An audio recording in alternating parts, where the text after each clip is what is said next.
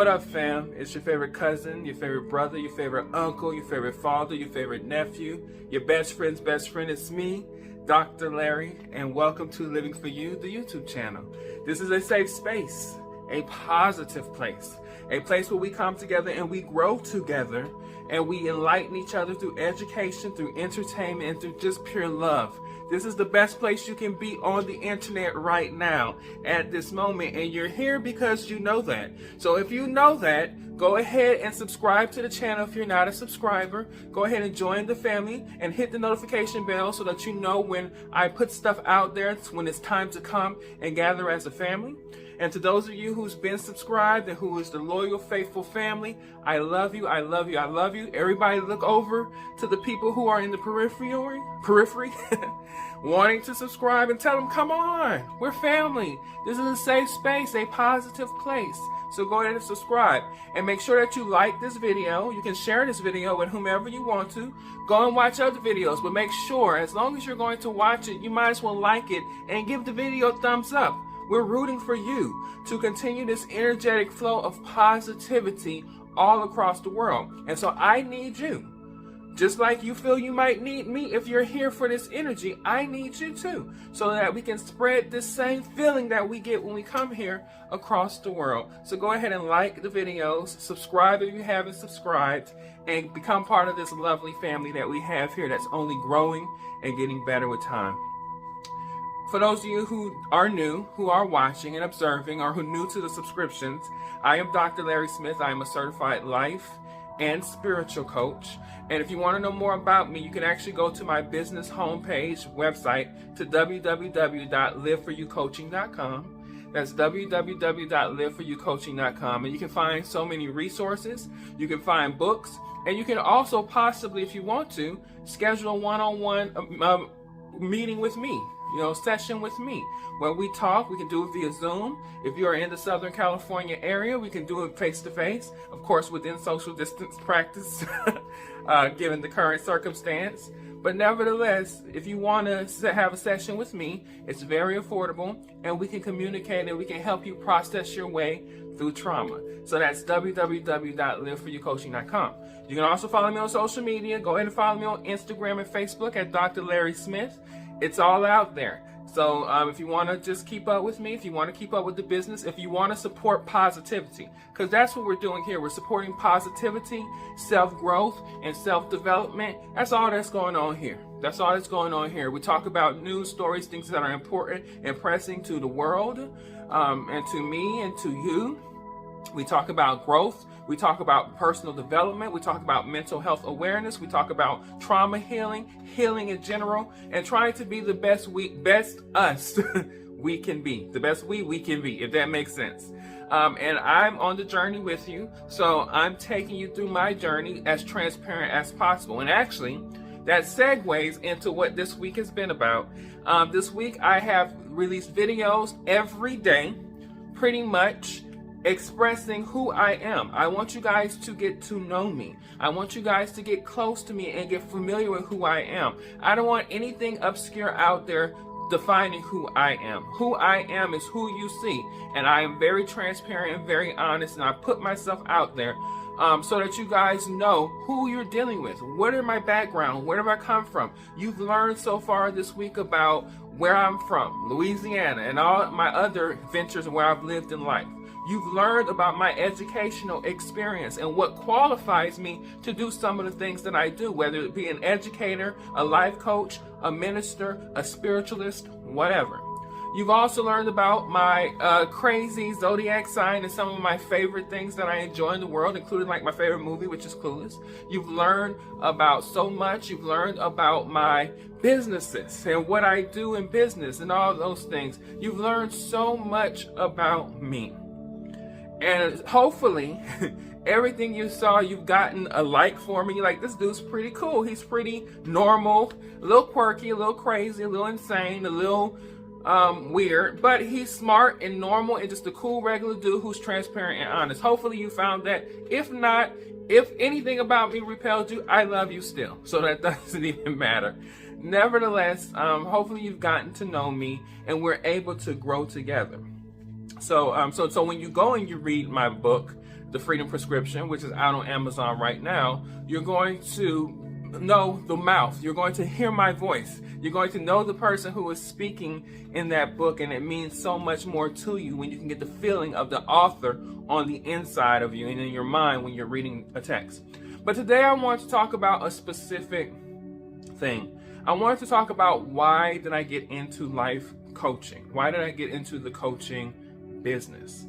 There are many things that allured me into this, but the most pressing and permanent thing and the most powerful thing was my own personal experience. I didn't have the easiest childhood. I didn't have the easiest young adulthood. I had to grow into my own awareness. I had to heal from a lot of trauma, abuse, sexual abuse, physical abuse, verbal abuse, mental abuse, trauma. I had to grow into my being. There was many times as a person, a young person, I didn't like who I was. I didn't like how I looked. I would have never gotten on camera for millions of people to see me and just talk. I didn't like how I sounded. I was insecure. I was withdrawn. And all of it came from my trauma and my upbringing and just not feeling adequate and loved the way that I felt I should have sufficiently been loved. Now, that's not to say my parents were horrible people. I don't think my parents were horrible people. I look at people where they are. I expect and experience people to be where they are. So my parents were growing up as I was a kid. They were learning themselves, having the same insecurities I had as a young adult, but at the same time trying to raise children. And so what happens is it creates a dynamic of where they're taking care of themselves while at the same time trying to take care of us. And sometimes there are some crevices and cracks that are in that foundation, as many of you know, and as we've talked about many times on this channel. So I felt as though I had to learn life the hard way. And by the hard way, I mean just through experiences, through bumping my head, through having hard times and going through things. I've had financial situations in which I was broke, didn't have a job for almost a year, and I couldn't, I had to scramble things to eat.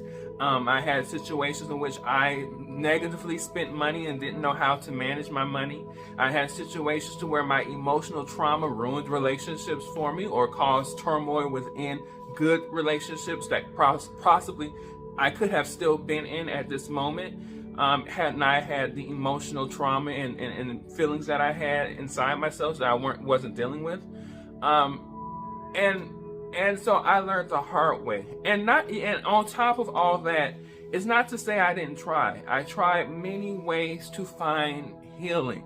I tried religion. Religion was my first go-to, and it was very, very powerful in my life. I used religion as a medicine to heal from what I was dealing with, only to find out that that's not a good usage for religion, because religion can't heal you. It can't heal you. It's not an answer. It's a path, but it's not an answer to the healing that I was looking for. Then I spent many years going to therapists. I went many, many times to therapy over the course of 10 years to try to get my mind together. What was wrong with my mind? What was wrong with my emotions and my heart? I wanted to know. I wanted somebody to talk to. I had nobody to talk to, and that was someone to talk to about everything that I had gone through to try to get it out there. And so that's why I did that. And then on top of that, I even tried other things like using drugs. Nothing really hard. The hardest drug I've ever taken was Vicodin, but it wasn't like recreational Vicodin. It was for a prescription. But I tried marijuana. I tried to drink alcohol. I tried to find other pleasures, things to try to answer the questions as to what I needed for my healing. Fortunately for me, I didn't have to go through the pits to the bottom of my own personal hell to figure it out, or to get to the path to where I'm figuring it out and I'm growing.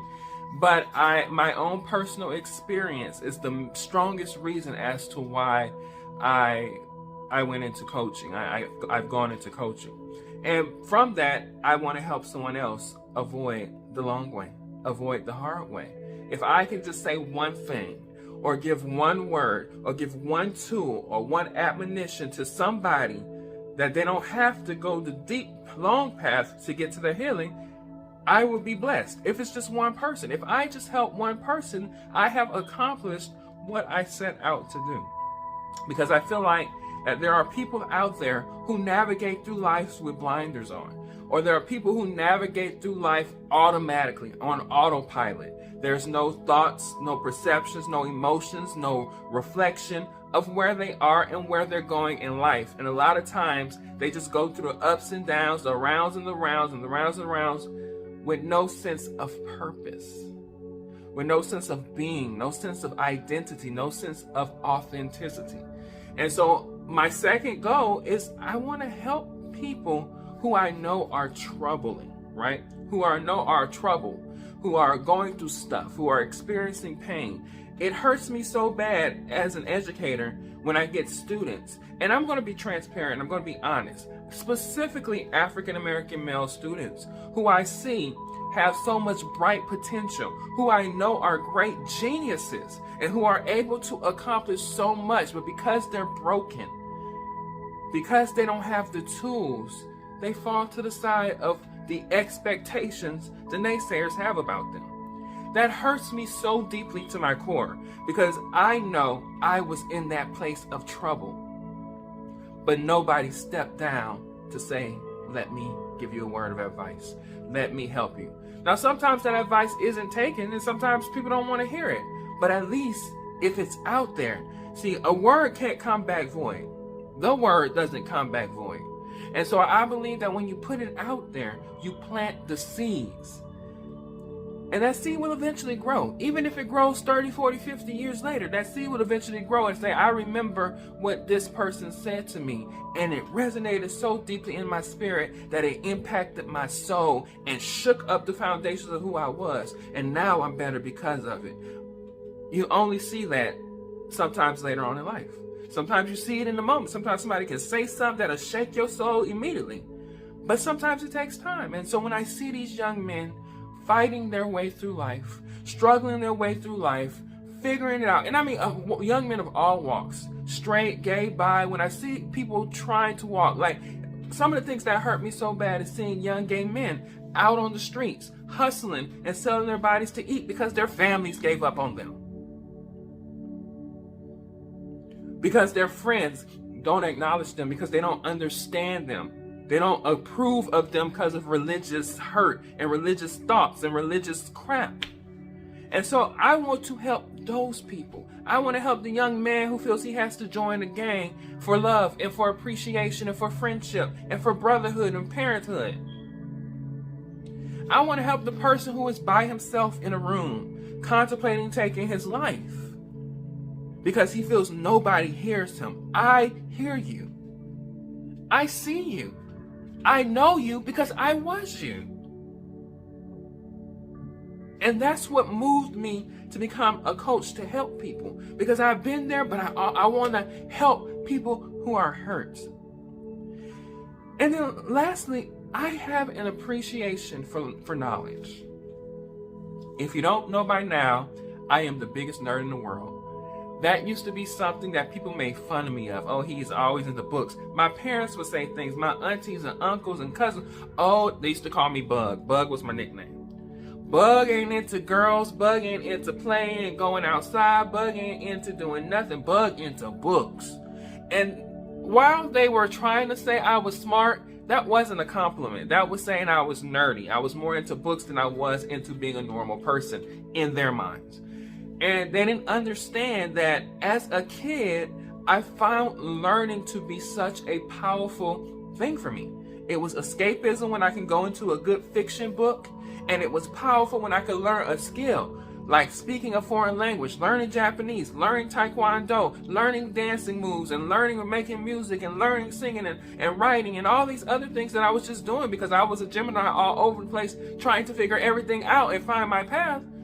But I was picking things up, and I realized that I had a strong affinity to retention of information, which was one of my spiritual gifts. God gives us all gifts. We all are born with something that we do that other people might think is supernatural or bigger than them or more than they can do. But one of my spiritual gifts, my powerful gifts, is my ability to retain information. But on top of that ability to retain information, I was also given the powerful spiritual gift of dissemination of information in a practical, reasonable, easygoing, layman's way of expressing it in my own simple way to where people get it. It hits, it impacts. I have been a teacher for over 20 years, well, going on 20 years at this point. And so I've been a successful teacher. I've been an award-winning teacher. And I don't say these things to brag on myself, because you guys know I am not about that life. That's, vanity, that's ego. That's not interest of mine. But what I'm saying is I've been pretty successful for many years as being a teacher. Not because of anything other than it's a spiritual gift of mine to teach, and I love it. I enjoy it. And so another thing I do as a coach is my teaching. My retention of information and my decimation of knowledge goes into my clients. It goes into people I help. Or if I'm doing a conference and I'm speaking in front of thousands of people, all of it goes into that. And my passion for helping people and my passion for not wanting people to go through what I go through or have gone through helps me to be effective at what I do. But it also motivates me to do so much more. Motivates me to do so much more. I want to help 1 million clients. I want to help thousands of clients a month get to their healing. I want healing to be normalized. I want happiness to be normalized. I want peace to be normalized. I want joy to be normalized. I want people to feel like you can choose the life you want to live. You don't have to continue to accept and embrace things that happen just because they happen. Yes, it's okay to accept what happens, but know that you also have an ability to contribute to what happens to you and through you and for you in your life. We have choices. We make choices all the time. Making choices is not optional. And so I want to help people to be sound in their choices, to receive the gifts that Spirit gives with open arms and an open heart and an open mind. So I coach because I love it. I coach because I live it. Everything I say, if I say it to you, I say it to myself. If I encourage you, I encourage myself. Sometimes you got to encourage yourself. Okay? And so I encourage myself with the same tools and practices and teachings and information and everything I give out into the world, I use it on me.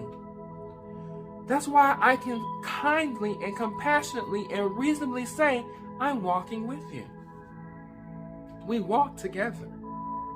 I'm no guru. I'm no Messiah. I'm no Savior. I don't want any of that. That's too much responsibility for little old me.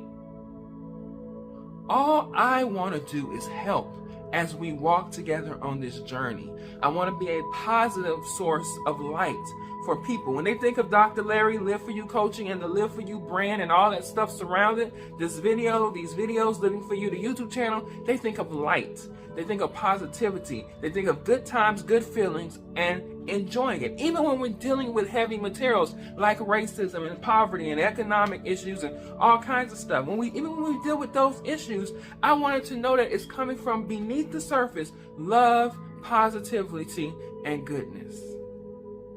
That's why I coach. That's why I'm a life coach. I'm a life coach because I love. I'm a life coach because I live. I'm a spiritual coach because I believe. And it is this life